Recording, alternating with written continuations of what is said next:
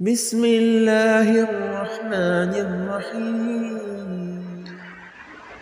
আসসালামু আলাইকুম ওয়া রাহমাতুল্লাহি ওয়া বারাকাতুহু। প্রিয় দিনী ভাই ও বোনেরা, আশা করি আল্লাহ সুবহানাহু ওয়া তাআলার রহমতে আপনারা সকলেই ভালো আছেন। আজকে আলোচনা করব ইমাম মাহদী আলাইহিস সালাম ও ঈসা আলাইহিস সালাম একই সময়ে মানে একই জামানায় আসবেন কিনা। এক্ষেত্রে দুই দিকের দুটি মত রয়েছে। কেউ কেউ মনে করেন যে ঈসা আলাইহিস সালাম আর ইমাম মাহদী আলাইহিস সালাম দুজন একই জামানায় অবস্থান করবেন। আবার আরেক শ্রেণী মনে করে যে ঈসা আলাইহিস সালাম ইমাম মাহদী আলাইহিস সালামের ইন্তেকালের পরে আগমন করবেন। এই দুটি মতামতের উপর ভিত্তি করে আজকে আলোচনা করব। চলুন তাহলে আমরা জেনে নেই যে ইমাম মাহদী আলাইহিস সালাম আর ঈসা আলাইহিস সালাম একই সময়ে আগমন করবেন কিনা। যারা মনে করে ঈসা আলাইহিস সালাম ইমাম মাহদীর অনেক পরে আগমন করবেন, তাদের দলিলগুলো আগে আলোচনা করি। হযরত আবু সাঈদ খুদরি রাদিয়াল্লাহু তাআলা আনহু রাসূল করিম সাল্লাল্লাহু আলাইহি ওয়াসাল্লাম থেকে বর্ণনা করেছেন। রাসূল করিম সাল্লাল্লাহু আলাইহি ওয়াসাল্লাম বলেছেন, আখিরি জামানায় আমার উম্মতের মধ্যে মাহদীর আগমন ঘটবে।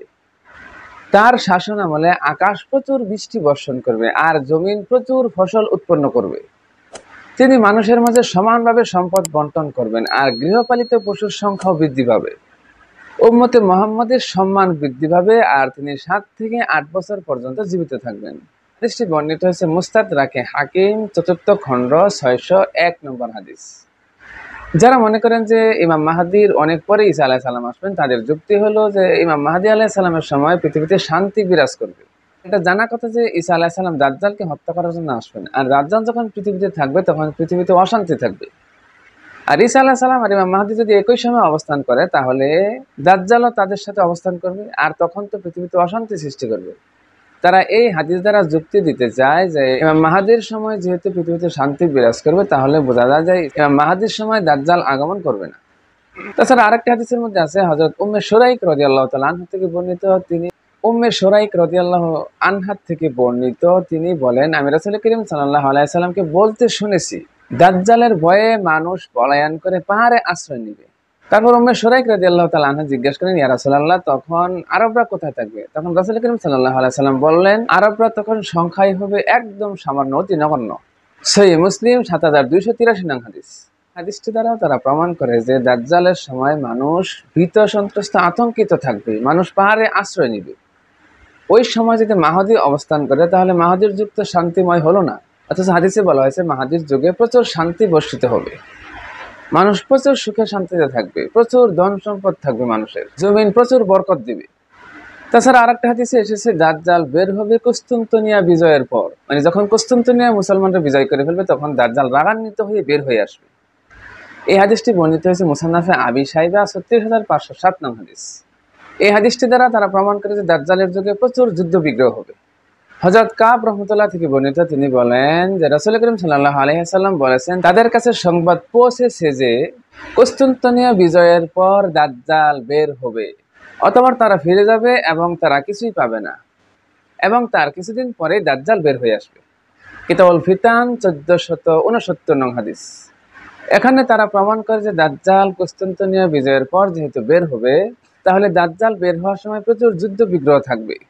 দাজ্জালের সময় যদি যুদ্ধ বিগ্রহ থাকে, তাহলে বোঝা গেল ইমাম মাহদীর সময় প্রচুর যুদ্ধ বিগ্রহ থাকবে। তাহলে ইমাম মাহদীর সময় যে হাদিসের মধ্যে শান্তিময় পৃথিবীর কথা বলা হয়েছে, তা তো আর হচ্ছে না।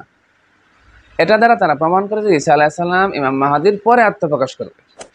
তাদের সবথেকে শক্তিশালী হাদিস হলো হযরত ইবনে দিনার রাহমাতুল্লাহ আলাইহি থেকে বর্ণিত, তিনি ইরশাদ করেন, আমার কাছে সংবাদ পৌঁছে গেছে যে নিঃসন্দেহে মাহদী মৃত্যুবরণ করলে মানুষের মধ্যে গণহত্যা দেখা দেবে, একে অন্যকে হত্যা করবে আর অনারবদের মধ্যে জয় জয়কার হবে। ভয়াবহ যুদ্ধ বিগ্রহ প্রকাশ পাবে, মানুষের মধ্যে কোনো একাত্মবদ্ধ থাকবে না, এক পর্যায়ে দাজ্জাল আবির্ভাব হবে। এই হাদিসটি দ্বারা তারা প্রমাণ করে যে ইমাম মাহদী আলাইহিস সালামের ইন্তেকালের পর দাজ্জাল আগমন করবে। আরেকটি হাদিসের মধ্যে বর্ণিত হযরত কাতাদাহ রাহমাতুল্লাহ আলাইহি থেকে বর্ণিত, তিনি বলেন, রাসূল করিম সাল্লাল্লাহু আলাইহি ওয়াসাল্লাম বলেছেন, শেষ জামানায় মাহদীর আগমন ঘটবে আর তিনি মানুষের মধ্যে দুই হাতে শান্তি বন্টন করবেন। অতঃপর আবার ফিতনা দেখা দেবে, তখন ঈসা ইবনে মরিয়ম আত্মপ্রকাশ করবেন, আগমন করবেন। কিতাবুল ফেরদাউস হাদিস নং 812। তারা এই হাদিসটি দ্বারা প্রমাণ করে যে ঈসা আলাইহিস সালাম ইমাম মাহদীর ইন্তেকালের পরে আগমন করবেন। তারা এই হাদিসটিকে সবথেকে শক্তিশালী প্রমাণ হিসেবে পেশ করে। অথচ এই হাদিসটির শেষ অংশে কিন্তু বলা হয়েছে যে ইমাম মাহদী দুই হাতে শান্তি বন্টন করবেন, অতঃপর আবার ফিতনা দেখা দেবে এবং তখন ঈসা ইবনে মারিয়াম আত্মপ্রকাশ করবেন। এখানে তখন আবার ফিতনা দেখা দেবে বলতে তারা ব্যাখ্যা করে যে ইমাম মাহদীর মৃত্যুর পর আবার ফিতনা দেখা দেবে, কিন্তু হাদিসের মধ্যে মৃত্যু শব্দটি কিন্তু উল্লেখ নেই। হাদিসে সুম্মা অতঃপর এসেছে, এই অতঃপরের ব্যাখ্যায় তারা মনে করে যে ইমাম মাহদীর মৃত্যুর পর, কিন্তু আসলে ইমাম মাহদীর সময়ে কিন্তু এই ঘটনাটা ঘটবে।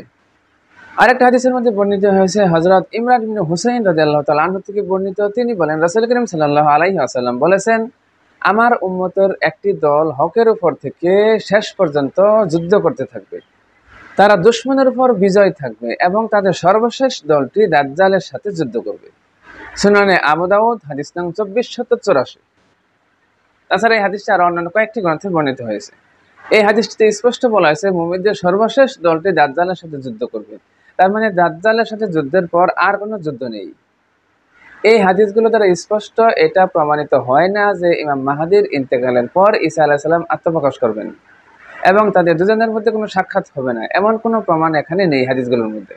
অথচ আরো অন্যান্য অনেক হাদিসের মধ্যে বর্ণিত আছে যে বাইতুল মাকদাসে ইমাম মাহদী ঈসা আলাইহিস সালামের ইমামতি করবেন, ইমাম মাহদী ইমামতি করবেন আর ঈসা আলাইহিস সালাম পিছনে মুক্তাদি হিসেবে নামাজ আদায় করবেন, এরকম হাদিস রয়েছে।